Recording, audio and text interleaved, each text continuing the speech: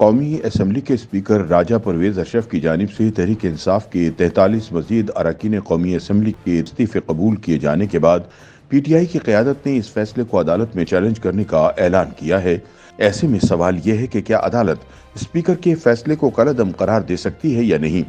زیادہ تر آئینی ماہرین کا کہنا ہے کہ عدالت ایسا نہیں کر سکتی کیونکہ اسپیکر کا فیصلہ رولنگ کے مترادف ہوتا ہے،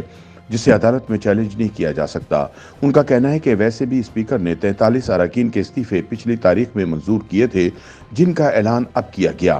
یاد رہے کہ اسپیکر راجہ پرویز اشرف کی جانب سے 43 اراکین اسمبلی کے استعفے منظور کیے جانے سے ایک روز پہلے انہوں نے یہ اعلان کر دیا تھا کہ وہ اپنے استعفے واپس لینا چاہتے ہیں، لیکن اسپیکر اپنے چیمبر اور گھر میں دستیاب نہیں۔ ان اراکین نے قومی اسمبلی سیکریٹریٹ اور الیکشن کمیشن آف پاکستان کو بھی آگاہ کر دیا تھا کہ وہ اب مستعفی ہونے کا ارادہ نہیں رکھتے اور اپنے استعفے واپس لے رہے ہیں۔ تاہم یہ بھی ایک حقیقت ہے کہ اسپیکر نے مستعفی ہونے والے اراکین اسمبلی کا 10 ماہ تک انتظار کیا، جس کے بعد استعفوں کو قبول کیا گیا۔ اب قومی اسمبلی میں پی ٹی آئی کے ارکان کی تعداد 27 رہ گئی ہے، جن میں اکثریت منحرف ارکان کی ہے جو کہ راجہ ریاض کی سربراہی میں عمران خان سے بغاوت کر چکے ہیں۔ خیال رہے کہ قومی اسمبلی میں تحریک انصاف کے منتخب اراکین کی تعداد 151 تھی، جن میں سے 124 کے استعفے قبول کر لیے گئے ہیں، اور یوں عمران خان کی جانب سے قومی اسمبلی میں راجہ ریاض کی بجائے اپنا اپوزیشن لیڈر بنانے کی کوشش ناکام ہو گئی ہے۔ قومی اسمبلی کے ذرائع کے مطابق اگر تحریک انصاف اسپیکر کے اس فیصلے کے خلاف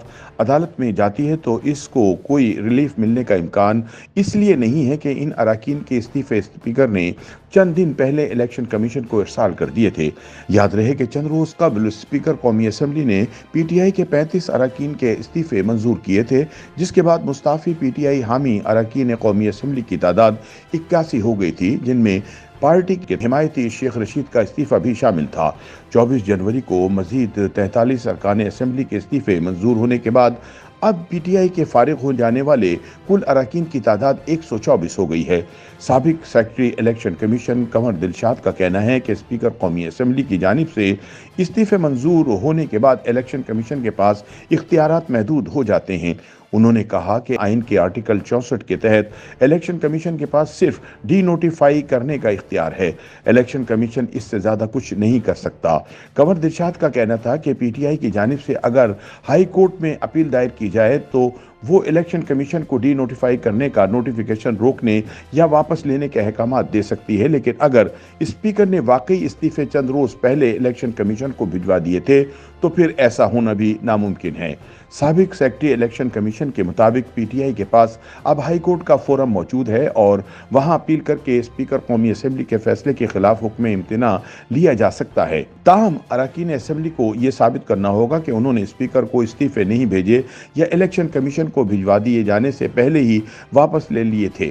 انہوں نے بتایا کہ استعفے کی منظوری کے لیے شرط یہی ہے کہ اسپیکر قومی اسمبلی مطمئن ہو کہ استعفیٰ کسی دباؤ کے بغیر دیا گیا ہے اور جعلی نہ ہو۔ سینئر قانون دان شاہ خاور سمجھتے ہیں کہ پی ٹی آئی کے پاس عدالت جانے کے علاوہ کوئی آپشن نہیں بچا تھا، تاہم عدالت میں بھی اس معاملے پر پی ٹی آئی کو ریلیف ملتا نظر نہیں آ رہا۔ انہوں نے کہا کہ اسپیکر کے اقدام کو عدالت میں چیلنج کرنے سے استثناء حاصل ہے، تاہم آئین کی خلاف ورزی کی صورت میں عدالت اسپیکر کے اقدام کے خلاف فیصلہ دے سکتی ہے۔ قانون دان شاہ خاور کے مطابق استعفوں کا معاملہ متنازع ہو چکا ہے اور اسلام آباد ہائی کورٹ ماضی میں بھی پارلیمان کے متنازع معاملوں میں مداخلت کرنے سے باز رہی ہے، اس لیے پی ٹی آئی کو ریلیف ملنا عدالت کے موڈ پر بھی منحصر ہے۔ دوسری جانب تحریک انصاف کے رہنما فواد چودھری نے ٹویٹ میں کہا ہے کہ شہباز شریف کی حکومت 172 لوگوں کی حمایت کھو چکی ہے اور حکومت بچانے کے لیے لوٹوں پر انحصار کر رہی ہے۔